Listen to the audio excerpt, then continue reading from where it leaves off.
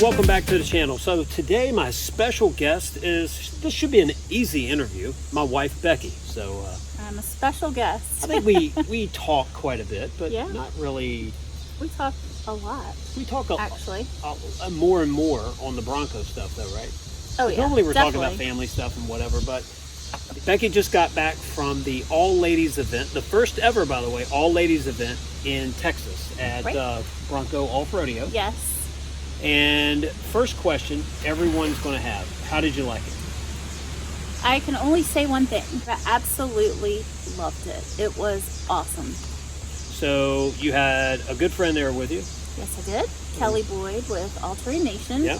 I was her passenger, actually. Since the way that it works, if you don't know already, is when you get your Bronco or order your Bronco, each order gets one reservation for the off-rodeo. So there are many people there that go that haven't yet received their Broncos. But that doesn't matter because they give you a Bronco to drive anyways. You cannot use your own Bronco, by the way. So we'd already used our one reservation, which Dwayne attended the off-rodeo in Texas last year. So I had the opportunity to go as a +1 with Kelly at All-Terrain Nation as her guest, and it was amazing. We split the driving so we could help each other out with filming and everything, and it worked out beautifully. We had a great time, met so many wonderful people. All of the people that work with Ford as the trail guides there for the off-rodeo were absolutely amazing. I just realized I wasn't trying to be cool. I had my sunglasses on. I noticed yours there. So well, I didn't need them at the moment. Sun's not great. So your trail guide was pretty famous, and she also rode with you in the Bronco. So who was that? Our famous trail guide was Shelby Hall. Yeah, that was cool, wasn't it? Yeah.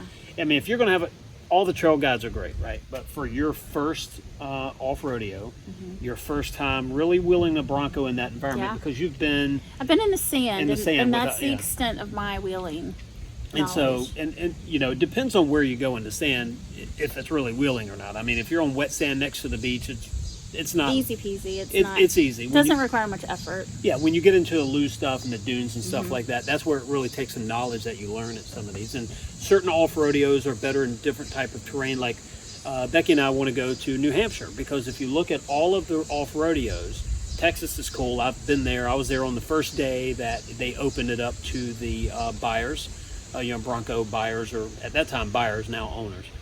Up until that point, it was dealers, media, and you couldn't film and show out of there unless it was approved and things like that. So I was there for a first, and Becky was there for a first. And so that's a really cool So getting back to New Hampshire is going to be closer to the terrain. Like you can't really see a lot behind us, but you see the trees, and I can assure you that the terrain here is closer to New Hampshire than any other off-rodeo. So that's really something that we're going to enjoy together. Yeah.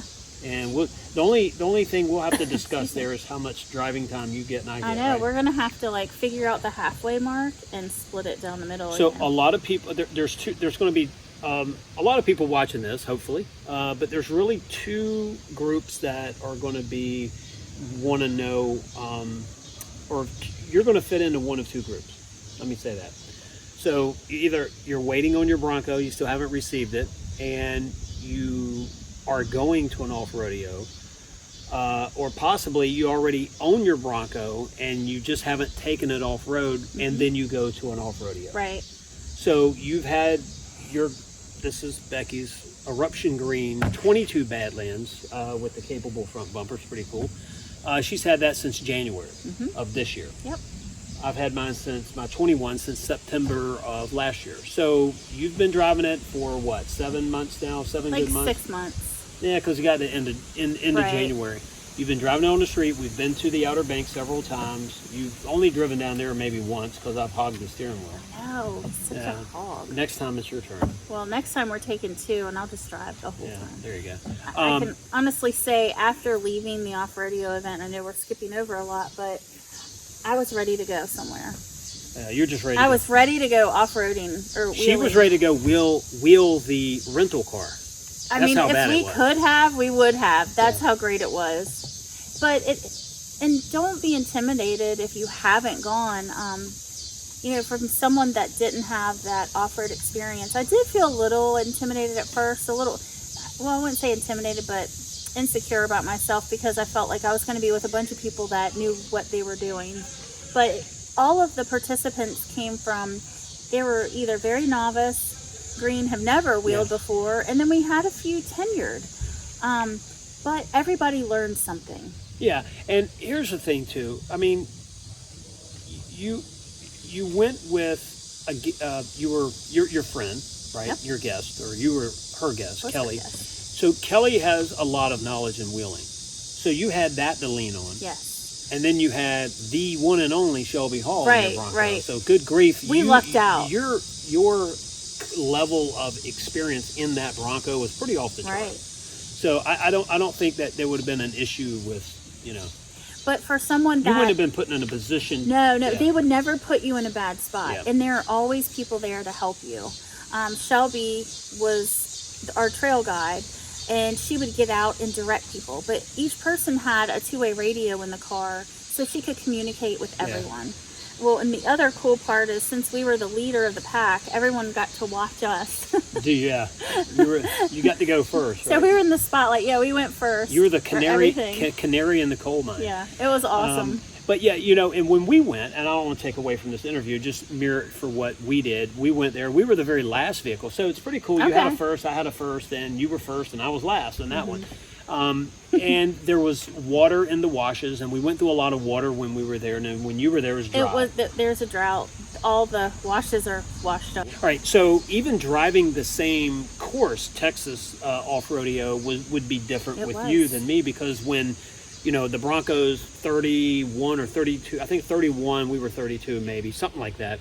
When the first 30 would go through the water, and they're washing that water and that mud up onto some of the rocks on the other side where you have a pretty steep incline, it was a different type of wheeling than, say, the first handful, because now the trail is really slick. The rocks are really slick. Yeah. Whereas the lead Broncos would go up and they're slipping in the mud or getting pretty good traction. We were then starting to slip on the rocks and everything, and a little bit of moss on the rocks, and when that's wet, it's really slick. So it was interesting there. With the lead Broncos, were in one goat mode maybe, with front or rear locker or both. We went up. I think we were in one incline. We had to go up with front and rear lockers. Now, did you have any experience or the opportunity to really use all of the goat modes? Did they take you through all of them? So obviously it was so dry, we didn't use slippery. Mm-hmm. We didn't need it. Yeah. And they went over all of the goat modes, but we didn't need all of the goat modes. But there were some courses where they would tell you, okay, pick whatever you want, as long as it's in 4. I think we were in 4 high. Yeah, 4 high. Pick whatever mode you want. All right. On this particular track. Let's get down to Bronco content. You have the hero switches on the dash. You have the goat modes, depending what trim, up to, I think, 7 goat mode. So you're in a Badlands, Sasquatch. Yep, Sasquatch Badlands, yep. And just like Kelly's, actually, because it was Rapid Red, Soft Top, Badlands, Sasquatch. That's pretty much it. So you had an automatic, right? Mm-hmm. There's one thing about it being so dry is the loose gravel now, and especially going up a hill, could be a lot slipperier. Right. So did you try the front locker? We had instances where you got to pick, especially on some of the rock obstacles. You could pick either the front or the rear locker, whichever one you feel like would suit you. Right. We did lock in at one point, yeah. And so could you feel a difference? Oh my gosh. Night and day? Oh yeah, totally. Yeah, that's what I think too. But and listening to people that have been wheeling, such as Shelby, she said all of her life essentially, that she was adamant when she first started this journey with the Bronco that she wanted to do it the old school way. Yeah. Well, once she was initiated in all the new school technology and all the easy buttons, she said it was a game changer. Yeah, here's my thing. It's so easy. There's nostalgia and everything, right? But I think when it comes to wheeling, either one of our 2 Broncos here are very, very capable. I mean, they can go through a lot. Yes. And for me, being a newbie to off-roading, I'm a good driver. I like driving fast on a track. But off-roading's new to me, and the approach that you make, the trust you put in spotters. Yeah, that's huge. Was that a big deal for you? If someone's telling you to go driver or passenger, but you felt like you needed to go the other way? But you have to learn to trust your spotter. Right. And they're the ones on the ground. They can see everything that you can't. Yeah, they have that better angle, right? Yeah. So was that a challenge for you? At first, but then I just had to let it all go and just say, you know what? I've just got to listen, despite what my gut's telling me to do. And if your spotter's Shelby Hall, you just listen. You just listen. Because she knows, she's the real deal. She knows what she's doing. So I think... Well, they all do. Yeah. No, everyone there is great. Everyone there is great. They're awesome. We had a blast when we went. We were there June of 21. Yeah, June of 21. I think it was June 28th. I want to say was the exact date. Maybe I'm wrong on that. Don't hold me to that date. So technique, you learn technique, and you mirror technique with technology. Yep. Technology being all the easy buttons and things like that. And because you haven't been wheeling, you're not hung up on doing it the different way, or it might not be the wrong way. It just might be a different way than you would do now. Well, and everybody has their own take on the situation, so they're going to tell you the right way to do it, but let you put your own spin on it too. But they are so good about teaching you what to do in certain situations.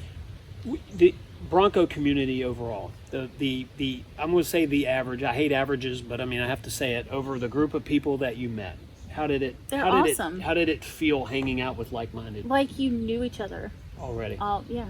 And it's because Best you have friends. you have these commonalities, these traits. Everybody's there for the same reason, to learn and to get comfortable. Now, do you think it would be easier had you not driven a Bronco before for that to be your first time driving it? Or do you think it was easier knowing that you have a comfort level already driving on the street and on a little bit of the sand, and now you're doing an off-roadeo? Which one do you think's better?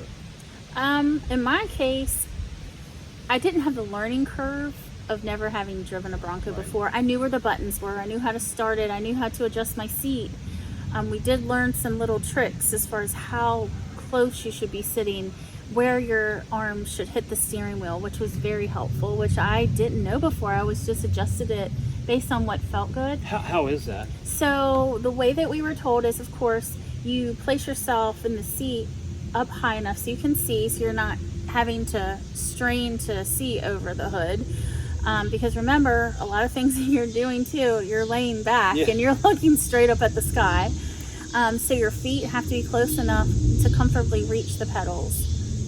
And then as far as one pedaling, you've got to have your foot close enough to sit next to where it hits the side of the Bronco, whatever that center piece is. But your arms, your wrist right here should rest on top of the steering wheel. Right. And that's the distance for your away from or close to the dash. Yes. Yeah, I remember that. And that was interesting for me. I had no idea. I didn't either. I had never heard of that before. And did they tell you why? I don't remember. Just for the just the ease of maneuvering the vehicle, because you're going to be in some tough situations, some sticky situations, and you want to be able to react. And you don't want your hands caught up in the steering wheel, because there is a possibility that it starts spinning. you hit the rocks just the right way and it turns the steering wheel and you start snapping bones or whatever. I mean, that would be rare, but I'm pretty sure that would be like worst case scenario. That would be some things that happened before. Did you get to go fast this trip? Well, I wouldn't say super fast. It felt really fast. Don't get anyone in trouble. No, it felt really fast, but it was less than 25, honestly. But you're in 4 high on a rocky track, and you're going around corners. Yeah. And it felt a lot faster than what it was. Sharp gravel corner, so it did feel faster. Yes, but it was so fun. The main thing there at off-roadeo is not speed. It's like how do you attack a trail? Right, or how do you approach a rock an obstacle? There you go, better. Approach angles, breakover, departure. Descent. Those are all things that you learn. Mm-hmm. And one of the things on the videos that you'll see on our channel, so this is Becky's first time filming going out on the trails like this. Now, you were mentioning one of the things when you look back on some of your footage, the hills or where you went didn't seem that steep. Okay, so the filming of it and the pictures do it absolutely no justice. Like, someone can look at it, and I'm sure we'll hear a bunch of critiquing. Oh, that's not anything. Right. Anybody could do that. Yeah. My Honda Civic could drive up that Sure. hill. The Yeah. Hyundai with groceries So, could do it. I'm You should telling you, try it though, sometime. like, in person, it is breathtaking because you're climbing this steep hill, or you're going down and looking what it feels like straight down, or you're climbing over this big rock, and your Bronco's on 3 wheels. I mean, it's awesome, but the pictures, at least my pictures and video, just cannot capture the reality of it. And it's something that if you ever get the opportunity, or if you're on the fence, just do it. That's all I can tell you. Just do it. Break out of your comfort zone and do it. Yeah, and you know, there's 2 things about it. You get to travel. If you like traveling, you get to travel. You get to go somewhere, part of the traveling that maybe you have or haven't been before, but surely you haven't been to this spot before. You might have been to Austin or Horseshoe Bay, but you haven't been to this particular spot. For me, it was the first trip to Texas. The first trip. Mine too. So obviously, since it was my first trip to Texas, first time seeing Austin and Horseshoe Bay and Granite, was it? Marble Falls. Marble Falls. Yeah. Why am I saying Granite? Marble Falls. I think I even said that in the video. Ooh, I'm sorry. Marble Falls, and it's a beautiful place there. The people it is are really amazing. nice, and we so you have that component. If you like traveling, there's that. But then there's learning. The Bronco is pretty stout vehicle, and there's a lot of technology. I think if you get stuck in a Bronco in a little bit of mud or a little bit of sand, it's because you don't know how to use. That's so true. Yeah, I mean, you can get one stuck. Like, I mean, you can get a tank stuck, right? So I mean, we're here at a beautiful lake and some trees behind us, and you know, the Bronco Badlands Sasquatch has about a 35-inch water fording, something like that. Everglades a little bit more. I wouldn't take it through this lake because this lake's deeper than 3 feet, right? So there's a little common sense when you go wheeling. You want to know where you're going, what you're going through. How did they talk about that? The terrain, how do you gauge? Is that your spotter's job, or how do you gauge that you're not going to get yourself into a pickle? Well, I mean, they teach you to pick your line. Yeah. And whatever you feel comfortable with. Or your spotter picking them. Right. But you've got to take it slow, really. Right. I mean, you just can't go barreling through a bunch of rocks, not knowing. What else did you learn there about wheeling or the outdoors? Well, okay. So the one thing that is a little intimidating, I think, if you're not familiar with vehicles like I was, when you get the Bronco, you have all the switches, all the hero switches, all the buttons, and you may not know what they are. I mean, I'm sure, and I haven't read the owner's manual yet. It is online, but I haven't read it. I'm sure it explains in some form or fashion what those buttons are or used for, but I don't know that it gives you all the mechanics behind it. Like, okay, so if you need more articulation in your Bronco and you know you're going to be going over a bunch of rocks or something, what you should do is hit that stay bar disconnect button. Like, where to use all of those switches, right, and all of those dial modes, the GOAT modes in your Bronco. Like, which situations to use them. They do a really good job That's a good of point. explaining that. That's a very good point. Especially for someone that just picked theirs up. Yeah. Well, because there's a good chance that your salesperson, They don't know. and So look, many of them don't know. And I'm not put it that knocking way. them. I'm just saying they, you know, as time goes on, they'll know a lot more. Right. But in September when I picked mine up, this was the first or second one that this particular salesperson had delivered.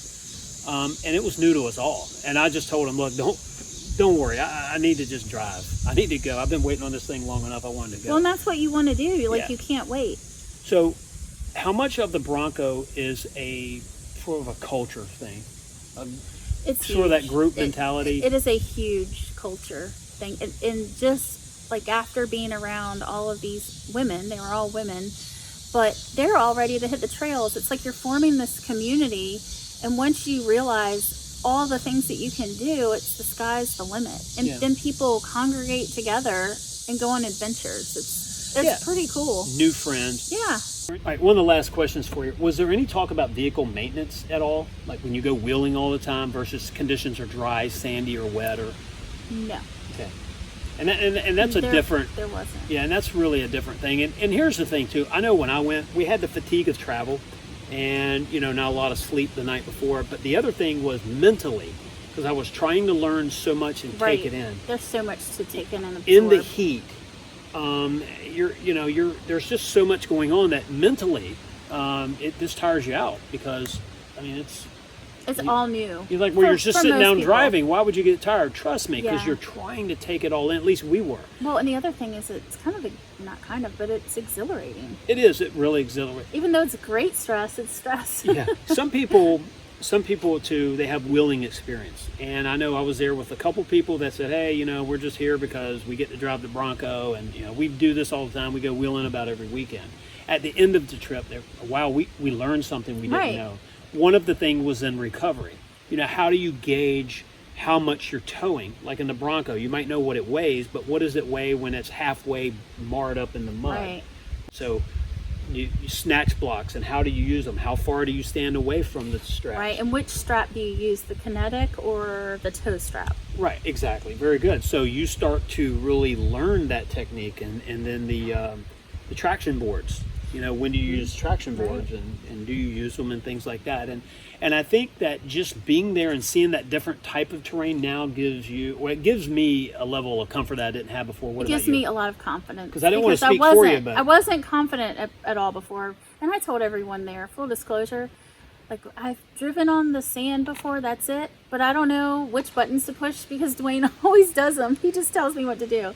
So I actually got to learn, and it's not that he wouldn't have taught me, right. but I just didn't take the time to learn it myself. Well, and I didn't have to. When you're learning from Shelby Hall, you just learn and listen, because there's so much knowledge there. It's not even comparable. But like I said, everyone's great. But what an opportunity for you to have. Oh, that. it was amazing. So you're a mom. Yes. You're a professional. Yes. What do you do for a living? I'm a bean counter, as he calls me. I count beans. I'm a certified public accountant. Okay, so that's your job, right? Sort of, hair up, glasses, doing your thing. When you're not wearing your contact. Yeah. And then you get in the Bronco. And I can go anywhere. So it's not just, you go wheeling or you drive. We don't live out in the country, and like, that's not your lifestyle. This is just something cool and new to do. Right. New people, new atmosphere. Did anything there that you learned or were around or anything, did it want to make you start camping? Not really. So you're still a glamper? I'm a glamper. Cabin, AC, hotel, TV, shower, Yes. feet up on a pillow, massaging thing around your neck, all that. Is that camping? Yeah. Okay. So my deal is you and Gavin can camp in the tents, and then I'll go stay at the hotel and meet up with you in the morning. Or we could go camping in the courtyard at the hotel. How's that? You think they'd allow that? No, I don't think so. The Bronco, Yes. What about it? on a scale of 1 to 10, what do you think it is for adventure? I think it's a 10 all the way, if not more. And you get to do something different, learn something different, drive. And, there's a lot of people say, yeah, I do this, I know. This might not be the video for you, but if you've just received your Bronco and you haven't pressed any of the buttons yet. Well, don't press the buttons unless you are in the right terrain, because you can really mess something up. Absolutely, and that was a subject I did mean to ask Becky about, but it's called gear management. Right. Just because you have lockers doesn't mean you need to use them if you don't need them. There are certain things that if you use unnecessarily or on the wrong surface, like pavement, for instance, you could essentially destroy something. Right. So you can be on a dirt road, but you don't need your lockers. Right. Right. I mean, different goat modes. The Bronco's going to protect itself, right? If you want to say mud and rut, and you're on a dirt road and you're in between ruts, the muddy areas and things like that. The rear locker is going to be engaged. Sure, you can you're in the sand mode. You're in 4 high. Bronco automatically puts you into 4 high, and it locks in the rear lockers, right? Right. And so if you're anywhere on the beach, that's not a problem. But what if you hit a hard surface road and you were headed over to another area? Well, you would want to take it out of sand mode, put it back in normal. At a bare minimum, disengage the rear locker, because when you're locked in the rear or even the front and you're trying to turn, you're putting a lot of stress on these axles and the diffs. So that was a very good point. Because you have the technology there, doesn't mean you need to use it if you don't need to use it. Right. Don't just start pressing buttons because you can. Yeah, Wait to use all of the buttons in the proper setting. Yeah, and you know the different trim levels you have, like the new Wild Track coming out now with the optional Hoss 3.0, sort of a hybrid between the 2.0 and the Badlands, and the 4.0 in the Bronco Raptor. That would be great. Were there any Bronco Raptors there? Sadly, no. I was really hoping to get to drive one, but that did not happen. Didn't happen. So maybe quick enough for you. But so the thing is that with the Broncos, you know, we're blessed. We understand that to have the two, right? We were first day, you know, reservation holders. Yes. We turned the orders in as soon as we could. One Bronco we put on ice for a while. We priority code 99 the order because we wanted to wait on a MIC top, and later in the year that's how we ended up with two of them. So hard top, soft top, when you were wheeling, was there any difference there? Last question for you too, by the way. Well, I mean, we drove with the soft top, so you didn't have the top down? No, because it's so hot. It was so dusty and hot. Yeah. Okay. Oh, so the dust was a big thing. The dust. It was a dust bowl because unfortunately Texas is suffering from a drought right now, and that's why we didn't have any water to drive through for any of the obstacles. So in the washes that we drove through, they were all dry. If you look at some of the earlier videos on our channel, we were in 2.5, 3 feet of water in some places, and Becky had no water. We had rocks that were in the washes. It's a beautiful trail, is it? Oh, yes, it is. And I promise, this is the third last thing. What did you learn about tread lightly? Oh, so they did discuss about tread lightly, and the way to be responsible on the trails, because we are going out in nature. You don't want to destroy it, and in lieu of teaching people how to drive responsibly on the trails in an effort to keep that going, I think that they told us they've replanted like 1 million trees or something. Wow, that's huge. They being Ford, maybe the Ford Foundation and the group, the different organizations, and the charities. So when you buy a Bronco, there's certain dollars that go to these different groups, and Ford was smart enough to realize that there's going to be a lot of new people in the woods or off road. The education to how you drive, like if there's a trail, that's your trail. If there's a patch of flowers in the middle of the mountain somewhere, that's not an invitation to go do donuts in that. Stay out of it. And this is just what we do. When we see turtles or snakes or whatever animals on the trail, we let them pass. We help them get out of the way or whatever.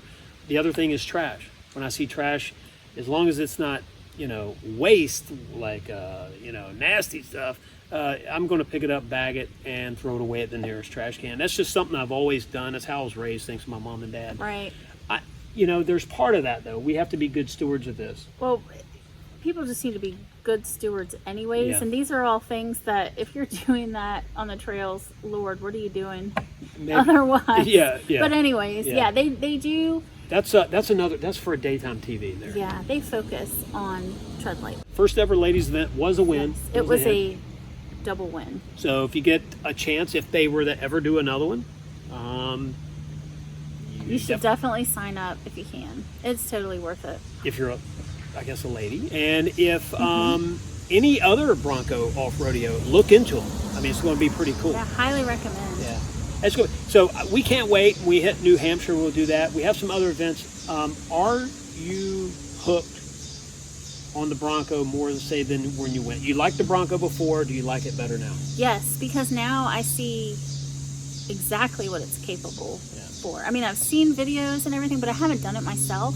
And once you do it, it just opens up a whole new world. And by the way, Becky's a true trooper. We're like mid-90s with a heat index of 103 today. We're very and here sweaty. She is doing this interview with me out here in the wild. We didn't want to do it in the studio because, this is the Bronco outdoors. And you'll see a few cars going by us. We're in a park right now, and there's a lake, and our son Gavin's fishing. And this is Bronco. This is the Bronco life. This is the stuff that you get to do. But it was fun getting here, too, because in the park, it's off-road. Yeah, exactly. Not too bad, but it is off-road. We did get to almost actually hit the sway bar disconnect. Oh, because of all the bumps. Yeah. just to try it. Not that I needed Right. it, but there again, it was a place that I could use it. But did I have to have it? No, so I didn't. And there's what we're talking about, gear management. Yeah. Oh, and getting back to gear management before we say adieu. This is the fifth last thing. They do a good job of teaching you, like, some of the transitions you can do on the fly. You don't have to stop. But there are some, mostly relating around to the low gears, that you do have to stop and put it in neutral before you switch gears. Did you turn off the parking sensor, or did they have those? We didn't hear them, so I'm pretty sure they turned them Yeah. off. Otherwise, it would be going off Right. consistently. Because there is a button to disconnect that when you're off-road. And, it was one of those things where I almost thought that if you were in that off-road mode, wouldn't it automatically be right, disengaged? you would think so. We didn't have to do that. There again, even if you're in that mode, you have the option of having it on or off, right? Because you still may run into something. And the one pedal part was really cool. Cruise control for up or downhill. What do they call it? Trail assist? Hill descent. No, it's not hill trail, descent. It's trail assist. I think it is trail assist. Everybody wants to call it trail turn assist, but it's not. No. It's trail. Oh, speaking of trail Something. turn, did you use that? Yes. Was it cool? They call it the giggle mode. Giggle mode? And it does make you giggle. Yeah. It's just fun stuff. It was awesome. Being able to do a big donut, and you really feel it. It was awesome. So when I told you we had 2 Broncos on order, you were a little taken back by that a little bit, but do you feel any better now? Yeah, because now we have his and hers. I don't need him. You hear that? She doesn't need me. Jeez. You know I love you. But I hope so. You don't need me. No. What I mean is, I can do it on my own in my Bronco. Right. I don't have to, hey, are you using the Bronco? Can I use it? That sort of thing. Can I use it? Yeah. Oh, you have something to do? Oh, but I want to go off-roading, so guess what? I can in my Bronco. And you're a Bronco. You go to the beach. The cool thing is you can take the kids to the beach if I'm working. And that's and amazing. You have a much more flexible schedule than me. Take the kids to the beach and just go and air down, take the air pump, and you know what to do now. And you know why you have to air down, right? Right. And you know what mode to be in the sand. So look, I just want to cover for those of you who have your Bronco and never taken it off-road. Do it. Right. Learn what the buttons are, learn how to use them and when to use them. If you have a chance to go to a Bronco Off-Roadeo and you have that sort of that free ticket almost, schedule it, make it happen. Just go ahead and do it. It's our suggestion because you're going to meet some good people. You're both there. Learn so much. You're going to have lifelong friends. I mean, there's people that I stay connected with on social media that we met there. Right. And you're going to feel better about your Bronco and you're going to be able to use it. It's sort of not. It's like that computer that you haven't even really used a third of what it's capable of. Right, that's exactly it. Most computers out there, the computers, I think. That was awesome. No, but seriously, computers out there have so much technology in them and a capability, and chances are you're doing a few functions of it. Whereas the Bronco, and it'll keep you out of those bad situations, right? I mean, you can still get yourself hurt and you can get yourself stuck and you can find yourself in an awkward position. Well, anybody could get stuck. Hey, sixth last thing. Did they talk to you about how to pack when you go out in the woods wheeling? Not too much. I mean, they mentioned recovery. Make sure you have recovery. You might want to have flashlights and things like that. No change of clothes or anything? Because I don't remember them mentioning a change of clothes. Because we actually mentioned, what if it's spring and it's warm, it's going to be in the 70s and maybe you have a short sleeve shirt on and shorts, right? But what if you're going out in the mountains and you're off the road quite a bit and you find yourself, you're broken down, you're stuck, you have no comms or your comms aren't working, and now you're going to be there all night. Are you prepared for that overnight stay? Do you have, that's a good point. Do you have food? Do you have emergency blankets to keep the heat in? So there's a few things that you'll want to learn, and maybe one day we'll do a video with an expert on what you should take with you. Now, it's not that you have to go out and buy thousands of dollars, but there's a handful of things that you really should take, and you should go with a buddy. You should always go wheeling with a buddy. But if you're going by yourself, that's not recommended, but then you really have to make sure. We're going to be installing some comms in our Broncos, and our good friend Tim over Landing for Fun, I'm going to ask him to help me, and so I guess I just did on this video, Tim. So hopefully you'll say yes, but I like to do Nothing it like pressure. because he's like high tech. He knows the stuff, and so I want to learn from Tim on what should we do, CB, GMRS, or whatever. But we're getting off the content there. Right. Bronco, the first ever ladies event. It was awesome. It was a win. Yep. You suggested Yes. any Bronco Off-Roadeo go to. Yes. And thanks to Ford for investing in this program, the Bronco Nation for managing it. Yes. They've done a fantastic job. Yeah, I mean, just the thought behind all of it. Yeah. And just, on a little side note, if you do go, they feed you really well. The place is really nice. The people are nice. I mean, you're getting high-end service. Right. And I'm in the real estate and building business, and I can tell you the first thing that I saw there was that building. Wasn't it cool? It was. I looked really at it cool. and was like, man, whoever designed it. It was like, really cool. It's a great design. It was a well-built building. And so I sort of geeked out on that part of it. Most people don't care. They're like, hey, it has a roof and AC. I like it. Yeah.